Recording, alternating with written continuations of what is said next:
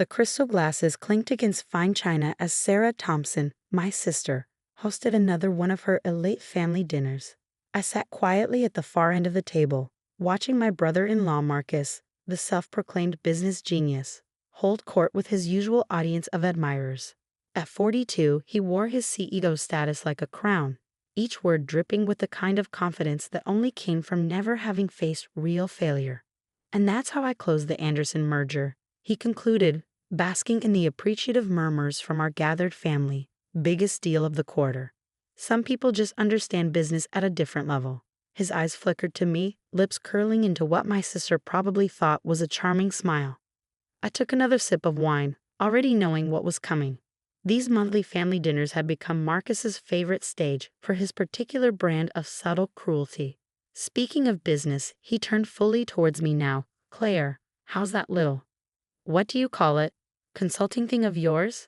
It's going well, I replied evenly, noting how my sister Sarah straightened in her chair, eager for the show to begin.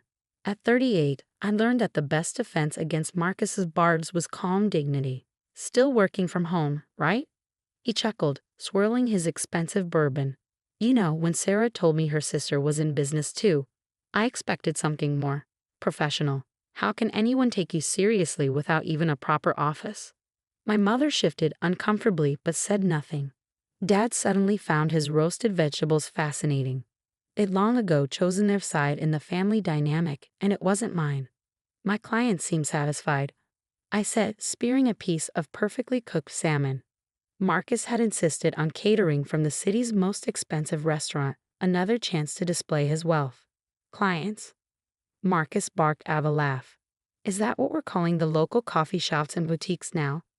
You know, Claire, if you ever want real business advice.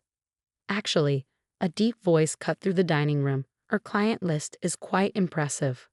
All heads turned to Richard Anderson. Yes, that Anderson, of the merger Marcus had just been bragging about.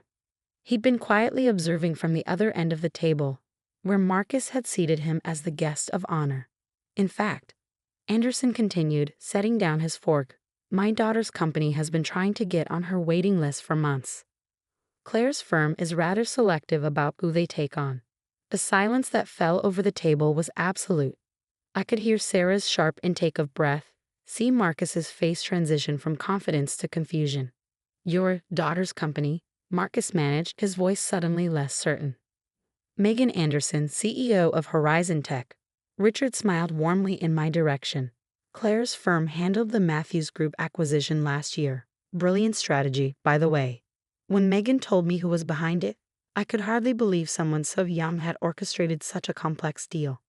But then, real talent doesn't need corner offices to prove itself, does it? I watched the color drain from Marcus's face as realization dawned. The Matthews acquisition had been the talk of the business world, a $400 million deal that had transformed the tech landscape, and I'd orchestrated it from my home office, the one he'd been mocking moments before. I had no idea, Marcus stammered, his earlier bravado evaporating. Obviously, I replied softly, allowing myself a small smile. More wine, anyone? Sarah's hand shook as she gripped her glass, her perfect hostess composure cracking. Our mother's mouth had fallen open slightly, and Dad was now staring at me as if seeing me for the first time. Claire, Marcus started, his tone shifting to something almost ingratiating. Why did you ever mention that I handle major corporate acquisitions, that my little consulting thing advises Fortune 500 companies? I set down my wine glass carefully. You never asked, Marcus. You were too busy telling everyone how successful you are. Richard Anderson chuckled. And speaking of success, Claire, I hope you'll consider taking Horizon Tech on as a client. Megan's been quite persistent about wanting to work with you. Of course, Marcus jumped in. Anything for family. I'm sure Claire would be happy to. I'm afraid my schedule is quite full, I interrupted smoothly. But Mr. Anderson, please tell Megan to have her team send over the proposal. I'll review it personally. Marcus's face flushed red. The Anderson merger he'd been bragging about minutes ago, his biggest deal of the quarter, was worth less than half of what I handled for Matthews. And now his direct line to Richard Anderson was watching me with obvious respect while barely acknowledging Marcus's presence. Claire, Sarah found her voice, though it trembled slightly, Why didn't you tell us? All these years. Tell you what, Sarah. That while you and Marcus were mocking my little business, I was building one of the most respected consulting firms in the industry. That the home office you love to ridicule has closed deals worth billions? I dabbed my lips with the linen napkin. Would you have believed me? Or would you have just found new ways to diminish my success? The truth hung heavy in the air. They wouldn't have believed me.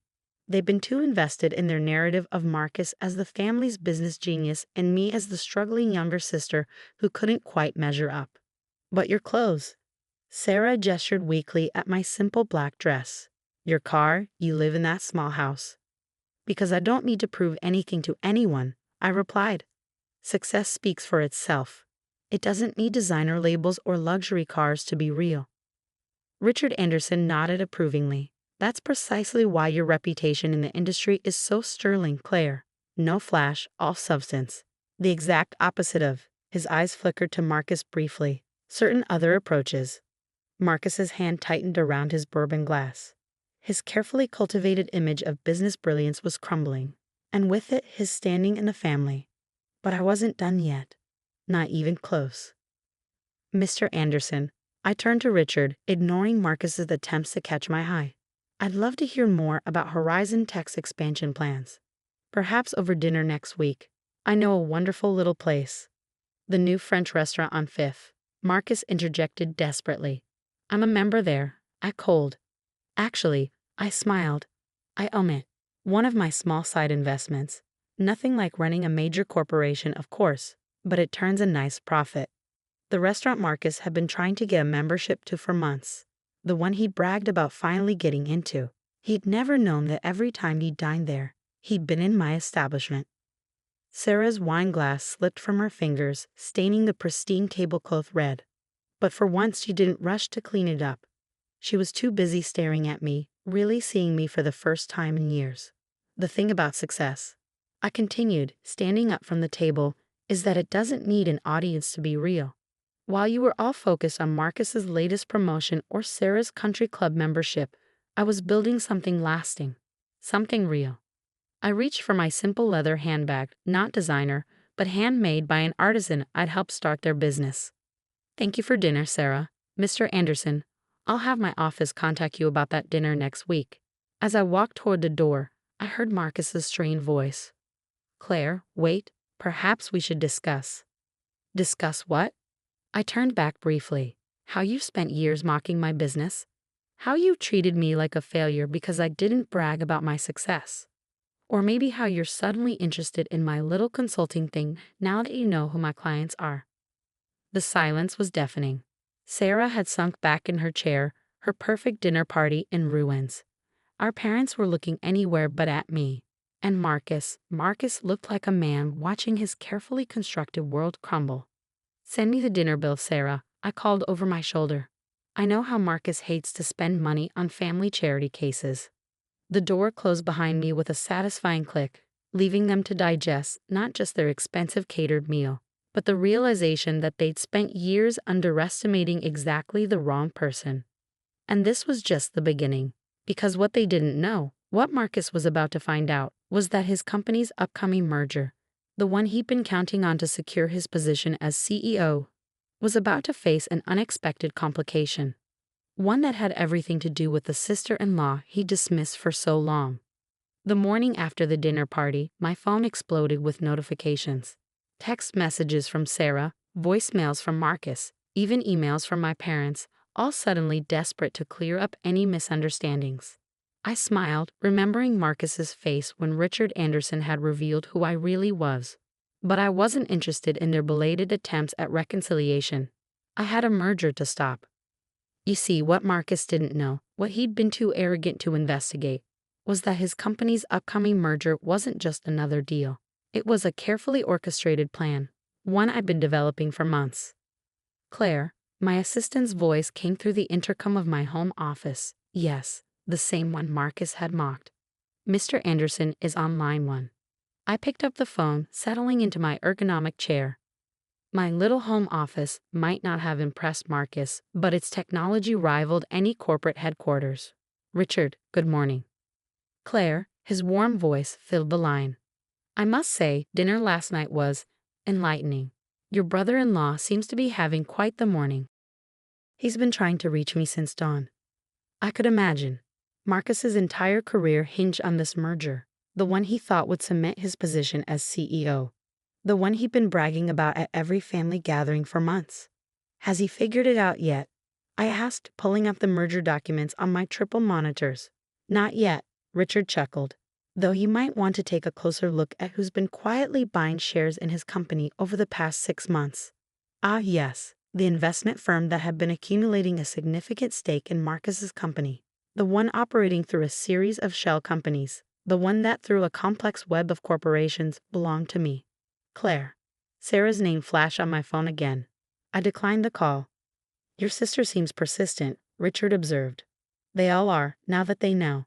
I signed off on another document, watching as my ownership percentage ticked up another fraction. Amazing how success changes people's perspective. The next few days were a symphony of panic from Marcus's corner. He finally started digging into the merger details, probably hoping to impress me with his business acumen. Instead, he discovered something terrifying. His company was being systematically purchased by an unknown entity. You have to help me. He cornered me outside my favorite coffee shop, not coincidentally, one of my first consulting clients. Claire, whatever bad blood there is between us, this is my career we're talking about. I took a sip of my artisanal latte. Funny, I thought it was just a little coffee shop last month when you mocked me for helping them expand. I was wrong, okay. He ran his hands through his perfectly styled hair, messing it up in a way Sarah would have hated. I was arrogant and stupid, but please, if this merger falls through, then what, Marcus? You'll have to work your way up like everyone else. Start something from scratch. Build a business without writing on your family name. His face paled. We both knew he'd never built anything himself. His CEO position had come through connections, not competence. The same connections he used to belittle me at every opportunity. My phone buzzed again. A notification from my legal team. Another block of shares acquired. We were getting close. The board meeting is next week, Marcus said desperately. They're expecting me to present the merger details. But this unknown buyer, if they gain controlling interest, then you'd be answerable to them. I finished for him. Imagine that. The great Marcus Thompson having to justify his business decisions to someone else. The realization dawned in his eyes slowly. Claire, the buyer, it's not. My phone buzzed again. A text from Richard Anderson. Megan's team just sent over the Horizon Tech proposal. Impressive plans. Shame about Marcus's company. They would have made a good partner if their leadership was different. I showed Marcus the text, watched as the last pieces clicked into place. You're going to destroy everything I've built, he whispered. No, Marcus, I'm going to show you what real business looks like. I stood up, smoothing my simple but immaculately tailored dress. The board meeting is at 2 p.m. next Thursday, correct? Don't worry about preparing anything. I'll be handling the presentation. The week that followed was chaos. Sarah showed up at my house twice, begging me to reconsider. He's family, she pleaded, as if she hadn't spent years treating me like an embarrassment. My parents tried next. Think about what this will do to the family name. Dad argued. The same family name that hadn't stopped them from laughing at Marcus's jokes about my cute little business. But the real satisfaction came at the board meeting. I walked into the room Marcus had dominated for so long, taking my seat at the head of the table. The other board members, old men who'd never questioned Marcus's leadership, stared in confusion. Gentlemen, I began, as Marcus slumped in his chair. I represent Quantum Ventures, the investment firm that now holds a controlling interest in this company. We've reviewed the proposed merger extensively, and we have some concerns about the current leadership strategy. For the next hour, I methodically laid out every mistake Marcus had made, every rushed decision, every missed opportunity, every instance where he chosen flash over substance. The board members' expressions shifted from confusion to concern to outright alarm. Therefore, I concluded, our first act as majority shareholder will be to recommend new leadership. Someone who understands that real business success isn't about corner offices or country club memberships. It's about solid strategy, careful planning, and actual results. Marcus stood up, his face red. You can't do this. I built this company. Did you? I pulled out a folder. Because our analysis shows that company value has actually decreased under your leadership. The only thing keeping your position secure was this merger, a merger that as of this morning is no longer happening. The board erupted in chaos. Marcus tried to speak, but his voice was drowned out by angry shareholders demanding explanations. I sat quietly, watching years of his carefully constructed facade crumble. Oh, and Marcus, I added as he headed for the door, his career in shambles. You might want to start looking for a new country club membership. The one you have is about to be discontinued. The aftermath was everything I'd planned for. Marcus was forced to resign, his reputation in tatters. Sarah's social circle, the one she used to mock my simple lifestyle, suddenly discovered that the sister they dismissed was now controlling one of the city's largest companies. My parents called a family meeting, probably hoping to salvage something from the wreckage. I attended out of curiosity. You've made your point, Mom said, her voice trembling. Surely we can fix this as a family. I looked around the table. Marcus, without his designer suit and corporate swagger. Sarah, her perfect image tarnished by association. My parents finally forced to acknowledge that their golden couple wasn't so golden after all. Fix what? I asked calmly. I simply did business. Isn't that what Marcus always wanted? For me to understand real business. But it's destroyed him, Sarah protested. His career, his reputation. No, I corrected her. His arrogance destroyed him. His need to diminish others to feel important. I just showed everyone what was already there. I stood up, gathering my things. The company will do better under new leadership. The shareholders will be happier, and Marcus, well, I hear there's good money in running a home-based business. If you can handle working without a proper office, that is. The irony wasn't lost on anyone. 5 years later, the company had doubled in value under new leadership. I'd merged it with Horizon Tech, creating one of the largest tech consultancies in the country. Marcus had tried starting his own firm, but without his corporate title and family connections, he discovered that business success required more than a corner office and an expensive suit. Sarah still hosted family dinners, though they were considerably less grand now. Sometimes, when I attended, I'd catch Marcus staring at my simple clothes and modest lifestyle with new understanding. He finally learned what I'd known all along: real success doesn't need to announce itself. The small home office where I built my empire remained unchanged, but now, on its wall, hung a framed photo from that last board meeting. Marcus's face, as he realized that the sister-in-law he dismissed had orchestrated his downfall, was a masterpiece of karmic justice. Because sometimes the best revenge isn't just success. It's success they never saw coming. As for me, I still prefer working from home, still drive my reliable car, still live in my comfortable but modest house. But now, when Marcus passes me in his much reduced circumstances, he understands a fundamental truth. True power isn't in what you show, it's in what you know. And I'd known, all along, exactly what I was building.